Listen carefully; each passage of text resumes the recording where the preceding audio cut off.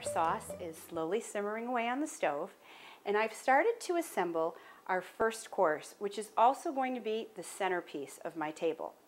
You heard me talk last time about floral arrangements as the centerpiece, but today the star of the show on my table is going to be this beautiful antipasto. Now, I've chosen to use a bed of romaine lettuce that I've just simply laid on my platter, and then I've rolled up some superseta, some mortadella, and some Parma prosciutto. Again, anything that you like is perfectly acceptable. There's no right or wrong way to make an antipasto platter. It's all personal preference, but try to keep in mind color and balancing all that, because it's really true that you eat with your eyes first. So it's all about presentation. I've got some green and white roasted asparagus. In the center, some beautiful roasted red peppers. I've sprinkled some Italian garbanzo beans around. I've got some provolone cheese, and I'm just finishing it all up by adding some marinated artichoke hearts and a mixture of green olives and Kalamata olives. Again, use whatever olives you prefer. I think that looks absolutely beautiful, and all I have to do is wrap it up, put it in the fridge, and when I'm ready to call everybody to dinner, this will go in the middle of the table with a bowl of olive oil and a bowl of vinegar, and we are going to have a delicious first course.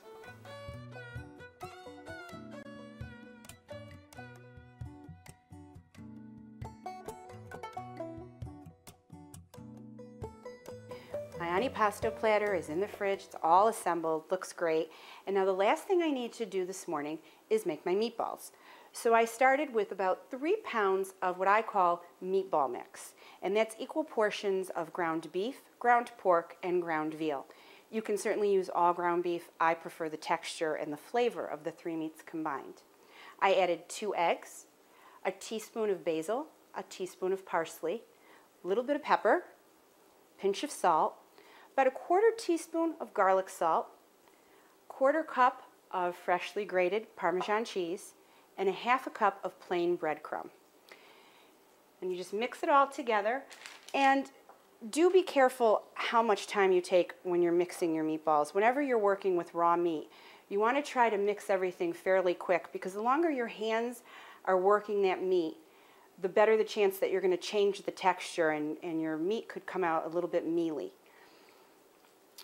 So now I've got a baking sheet lined with parchment paper, and I bake my meatballs rather than fry them. It's a healthier alternative. You don't need as much oil. They come out absolutely beautiful and golden brown. And they take, I would say 8 to 10 minutes. And then I pop them in the sauce to finish cooking the rest of the way, so that they infuse their flavor into the sauce. Perfect. I'm just going to clean up my hands, pop these into the oven for 8 to 10 minutes, put them in my sauce, and then my sauce is going to just simmer slowly for a few more hours, and I can go have some fun with my family. I'll see you when it's dinner time. We had a great day, and my sauce has been simmering on the stove with the pork, the meatballs, and the sausage, and now I'm getting ready to cook the pasta. And I just want to take a minute to talk to you about pasta. Certainly my pantry is full of different dried pastas that I can go to any night of the week. But sometimes I like to use a fresh pasta. A couple of reasons. Sometimes a certain sauce adheres better to a fresh pasta, like an Alfredo sauce or a carbonara. The cream really, really adheres better to a fresh pasta and just gets silkier on the texture of the fresh pasta. And the second reason I like to use fresh pasta is when I want to make the meal feel a little bit more special, as I do today. Now, I enjoy poking my head around the different fresh pasta shops in the various towns, but certainly if time is a factor for you, there are fresh pastas readily available at your local supermarket. So don't let that deter you from using fresh pasta. I strongly suggest you look at your supermarket for some of your options, because really there is no bad fresh pasta out there today. So I've chosen for tonight this beautiful fettuccine. And I'm just going to pop this into the boiling water that's been salted, and it'll cook in really about 3 minutes. And that's key to this. Fresh pasta cooks so quick. As soon as you see it start to rise to the top of the water, it's done. Perfect. And in 3 minutes, dinner's going to be ready. So no meal in our house is complete without the wine, and here's my husband Tom to talk about what we're serving. Thank you. Actually, it's quite a simple meal we're having tonight with the antipasto and Roberta's red Sunday sauce. And a simple meal calls for a simple wine, and this is a Barbera.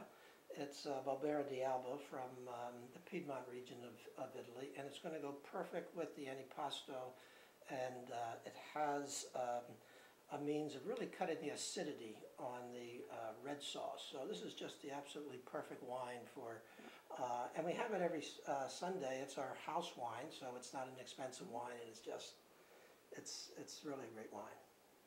Great. Well, I think we're ready to call the kids to the table. You want to get them for me? Thanks. Absolutely. And I want to take a moment and talk about the table. You know, again, it's Sunday dinner. I want it to feel special, but again, it's a comforting meal. So I've chosen simple white plates with very clean lines, and then I've gone with Tuscan colored table linens, the reds, the golds, the greens, to bring it all together. And then all of the platters I'm using are going to be these beautiful red Vietri pieces that, again, very Tuscan feeling and certainly say Italian dinner. I think the word for this table is understated elegance. So I'm just finishing plating our delicious pasta, and you saw how gorgeous our table looks. We've got our antipasto platter with the mortadella and the prosciutto and the garbanzo beans and asparagus, a loaf of wonderful crusty fresh Italian bread, our robust red wine, and then this beautiful platter of fresh fettuccine with meatballs, sausage, and slow simmered pork. While this meal is comforting and simple, I think you can see that it's also very special. Thank you so much for joining my family for Sunday dinner. I can hear my family coming into the dining room, but I just want to leave you with this. Remember that anytime you have the opportunity to gather with family and friends, with a little advanced planning, you can make your gathering an elegant occasion. Thanks so much for joining us. See you soon.